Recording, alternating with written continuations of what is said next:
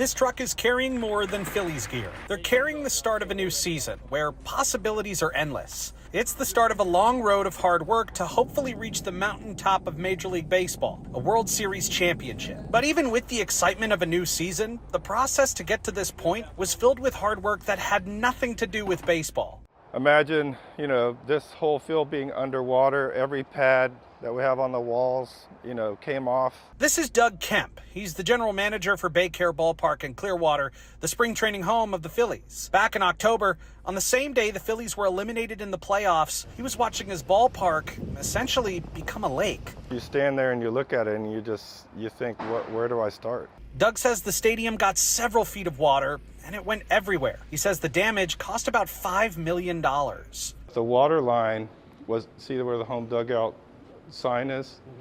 It was over, you couldn't see that. And it was over this step. These batting cages that we had just built were full of water. It was a bitter pill to swallow considering they had just done renovations to the visiting clubhouse last year. Now they had to do it again and then some. But just like a ball game where you go 0 for 4 with 3 strikeouts, the beauty of baseball is there's always another game. You take a tragedy and you try to make it better, right? So we want to make it better for our players, for our staff. After Milton, when most of the water receded, they got to work remediating the stadium, clearing carpets and drywall, and restoring the field to make it ready for spring training. And our staff came together, and I'm just really proud of the effort that they, gave us to be able to get to this point. That pride extends to the city, too. Mayor Bruce Rector of Clearwater was here to help unload some of the gear, and he says he's impressed to see all that hard work come to fruition. Spring training brings a sense of renewal, and coming out of a very tough fall hurricane season, the entire Tampa Bay community needs a spirit of renewal right now. And even though work isn't fully complete, with the home side clubhouse still in progress, the optimism out of Baycare Ballpark is as strong as Bryce Harper's swing when he drives a ball over the fence. We have we feel like one of the best facilities in all of spring training. And, this damage is not going to change that.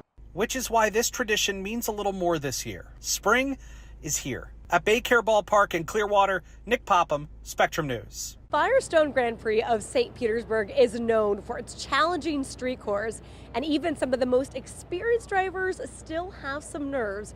We got a behind-the-scenes look at what it takes to have success in this race.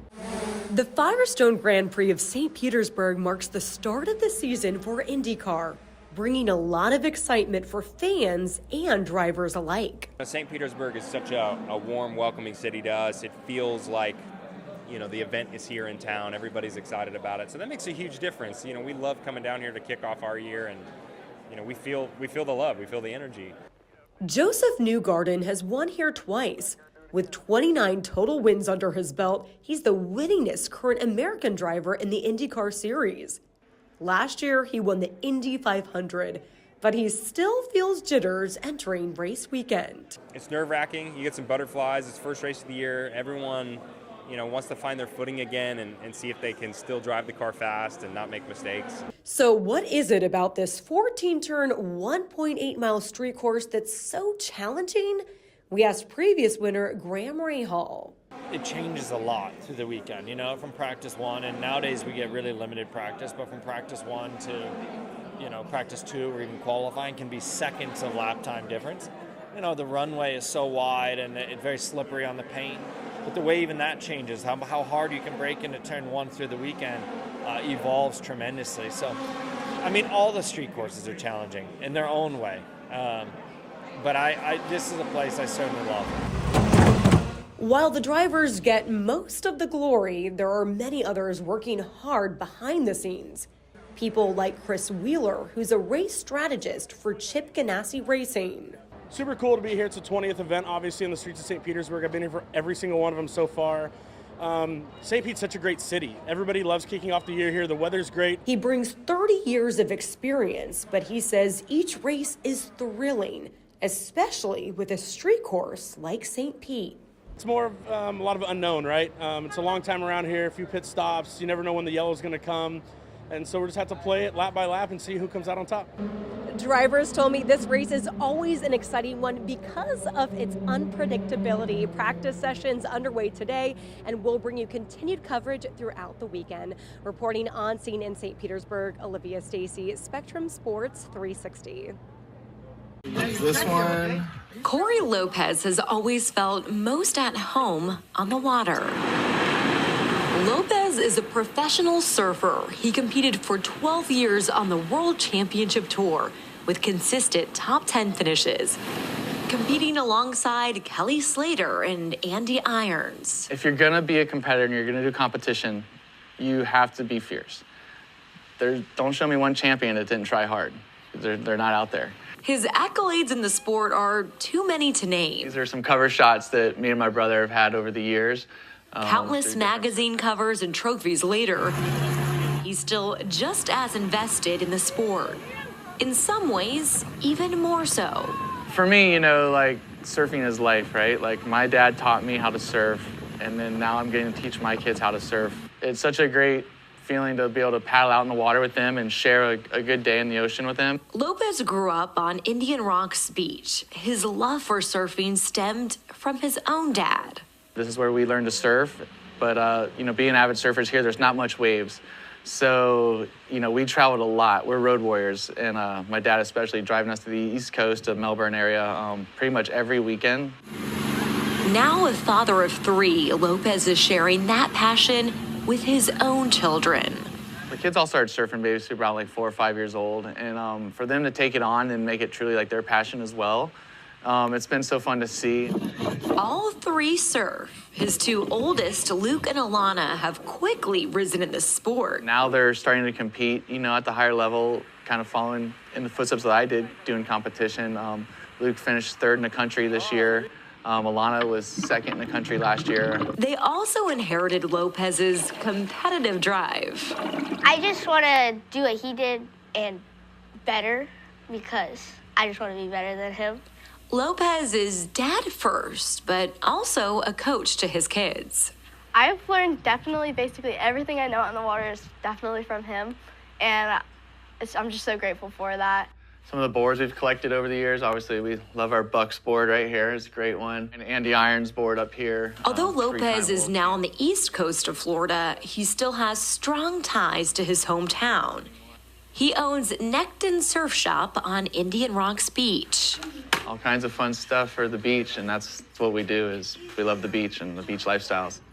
He also frequently visits his family in the area, where 3 generations take the water. Most important, I think, is the fact that we get to surf and enjoy our time in the ocean together as a family. And to me, surfing is such a great sport because of the fact that you can do it for so long. Like I said, my father's 70 years old. He's still surfing, still out there. Lopez is sharing so much more than a sport. We just sit out there and talk and catch waves, and it's super fun. A love for the water and family. It's the Lopez legacy, one that spans generations. I think what I want to pass on to my kids, I think I already have, which is the passion to be in the ocean and hang out at the beach and just love surfing. I just want them to enjoy it and have fun, be something they can share with their kids moving forward. I'd love to be out there one day with my grandkids, just like my dad's doing, and just truly make it a family thing to just keep going generation to generation. In Indian Rocks Beach, Olivia Stacy, Spectrum Sports 360. Week 2 for the USF Bulls was all about looking back at mistakes made in Week 1, fix them, and get the win Saturday night. Well, it didn't start off that way, but it sure did end the way they wanted it to.